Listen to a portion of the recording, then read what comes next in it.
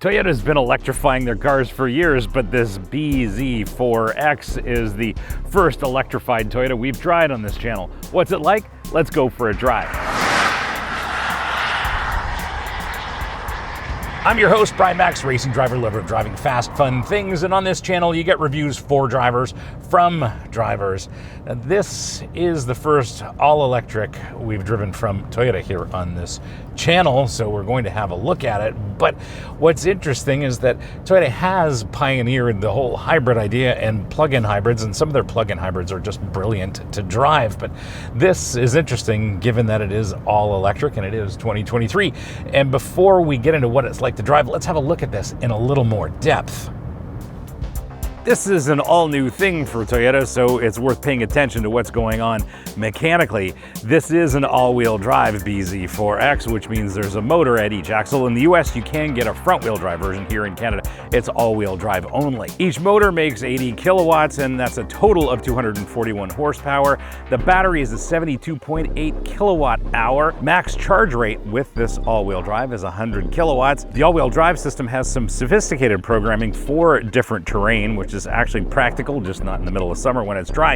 Electric power steering. There are disc brakes, of course. Suspension's based around McPherson struts at the front, multi-link at the rear. One of the things I'm really digging of this XLE trim is this cloth and Softex interior. I really dig that for reasons we know on this channel. Curb weight of this bZ4X XLE all-wheel drive is about 4,300 pounds. Did you know that 80% of you are not subscribed? Yes, it's true, and I appreciate you visiting, but if you're a regular visitor and like the content here on this channel, do me a solid, hit that subscribe button, make sure you like this video, and as always, share this video, and be sure to hit up our merch store, links here, links below. There's lots of great stuff for driving enthusiasts like us. Now back to your regularly scheduled episode. Normally, everything coming from Toyota, and Lexus for that matter, has its seating position and basic ergonomics dialed, except in this case. The way this instrument cluster is set up and the way I position myself in my ideal seating position has that instrument cluster cut off by the top portion of the steering wheel. This absolutely does not work for me.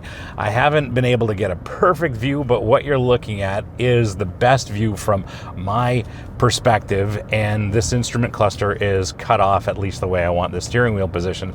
Not helpful when I want to look at the speed, and my tendency is to drive fast, so I kind of need to know what speed I'm going. So this is not a good situation. After that, I'm very happy. Love the shape and the size of the steering wheel. I think this is very similar to what we find in the new Prius.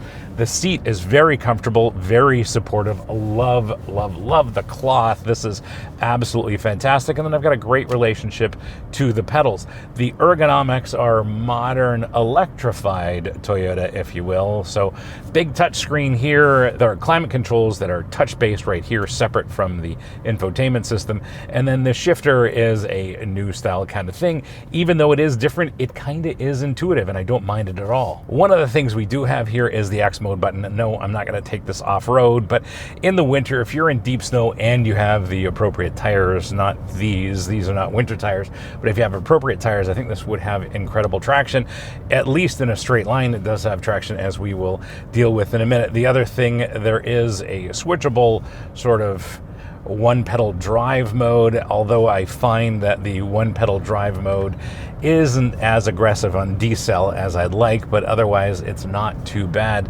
And overall, very simple, very straightforward to get acclimatized to this bZ4X if you're coming from something maybe a little bit older or a completely different brand. In terms of spaciousness, it's kind of a mixed bag because you and your passenger have a lot of room. There's a lot of room in the second row and tons of room under the hatch. So there's no problem hauling people and big stuff. However, the storage here in the front row is a bit of a mixed bag because the only thing we have here is a couple of cup holders, and then you've got this big open area down here, and there is no glove box either. So in terms of storing your stuff, not quite sure where you're going to put it in this bZ4X, but I think they could have done a better job laying out the storage here, that's for sure. The infotainment system is Toyota's newest and works just fine. I prefer to run it on Apple CarPlay, which you can do both wired and wireless. Yes, there is a wireless charger that sits right here, and it's up to you whether you want to do it wired or wireless. And I suppose it has Android Auto, I wouldn't know, but in terms of CarPlay, it works great, and love the way they've displayed it on the screen. Works very, very well for me.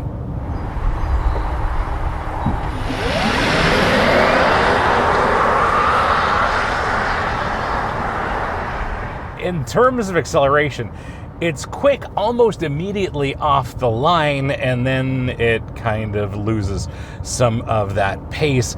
Reportedly, this will do 0 to 60 in 6.5 to 7 seconds. Kind of feels like a 7-second car. 0 to 30 is probably very quick, but then it just kind of loses that acceleration, that edge at higher speeds. But off the line in the city, very, very quick, no doubt. Also helping that off-the-line acceleration is the fact that this is all-wheel drive, so it's got 2 motors, 1 at each end, and you can summon all of the electrons when you put your foot to the floor. And when you're driving around just like this, it is responsive enough. I do like the way they've calibrated the throttle, and I do like this regenerative braking. It is kind of natural, although I'd like the regen mode to be more aggressive, as I mentioned earlier. I suppose the only other thing I would say is that this does get up to highway speeds quite easily, and it's very comfortable on the freeway as well. So in day-to-day driving, no matter whether you're driving in the city or on the freeway, this is totally capable of doing all of those things. And of course, it's worth mentioning that this does have adaptive cruise and lane keep, as you'd expect for something from Toyota in 2023. Those work just fine. Keep in mind they are tuned more for safety, so following distance, even on the shortest setting, is maximized for safety.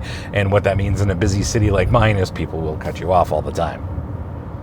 The overall handling package actually puts a smile on my face for several reasons. One of them is the fact that this has an incredibly short turning radius, and this is only 2-wheel steer. It's not 4-wheel steer like a lot of high-end cars might be, and it's got an incredibly short turning radius, making it very maneuverable, very easy to park. After that, the steering has a lot of assist, so it is very light. There's not a lot of feel or feedback that comes through this steering wheel, but at least the steering is direct and you know what the front end is doing. The braking of this bZ4X is definitely one of the highlights, at least for me. Feel, control, modulation, and combined with regenerative braking is all top-notch for me.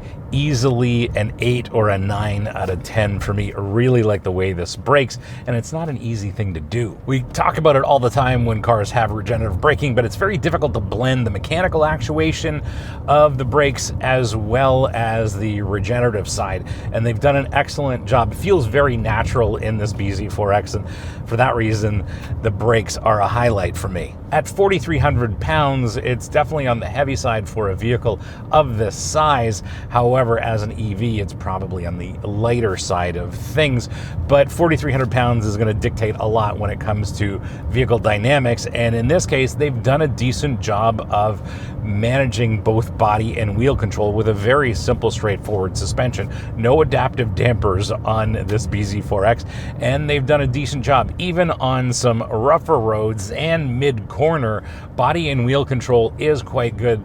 Additional secondary body motion is fairly limited, and overall they've done a decent job of tuning the suspension package. Body roll is fairly limited. Overall, they've done a decent job of tuning the suspension package for this bZ4X. There is a little bit more body roll than I would like, and of course, if they were to remedy that, they would firm up the ride, and that would be a little harsh. But overall, this isn't a performance EV by any stretch of the imagination. It's meant for day-to-day city use, and for that intended purpose, it's absolutely spot on. It is very comfortable. You and your passengers are going to be very comfortable. Throwing around in the corners, well, you might not want to do that with this bZ4X. There's a little additional body roll than I would like, but overall, very happy with the way this is suspended and the way it rides and handles given its intended use. Because it's an EV, it tends to be on the quieter side, but it's apparent that what they've done is they've made sure that this bZ4X is very quiet on the inside, and that's to do with its aerodynamics and its tire choice. It is very, very quiet in here. How do you spec yours? Well, that's a fairly easy question to answer with one note.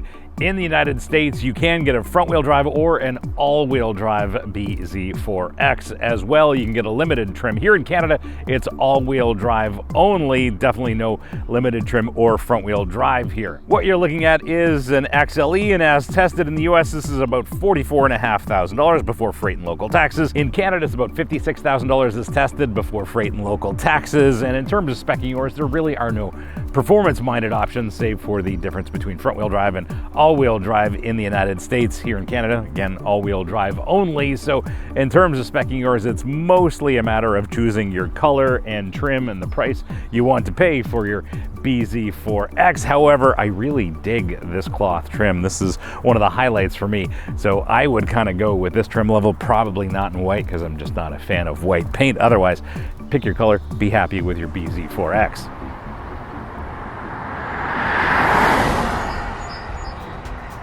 My verdict?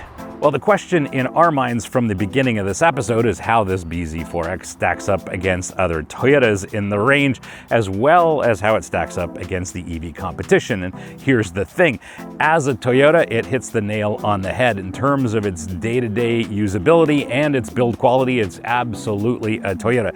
The only real complaint I have is that I have to change my optimal seating position in order to see that instrument cluster. I really do not like that. That needs to get fixed. As for this in context of the EV market, especially with vehicles shaped like this, like a crossover, this bZ4X is stacked up against some very tough competition that have faster DC charge rates, which is helpful when you're driving long distances.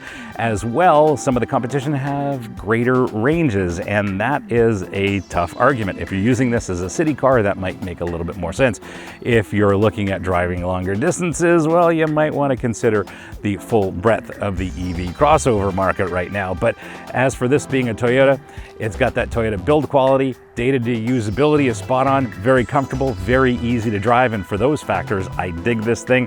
If you're looking at a city EV, you should absolutely check out the bZ4X. Thanks for hanging out with me today and having a look at this 2023 Toyota bZ4X XLE all-wheel drive. Anyway, hope you liked this episode, and if you did, you're not new to YouTube, you know what to do.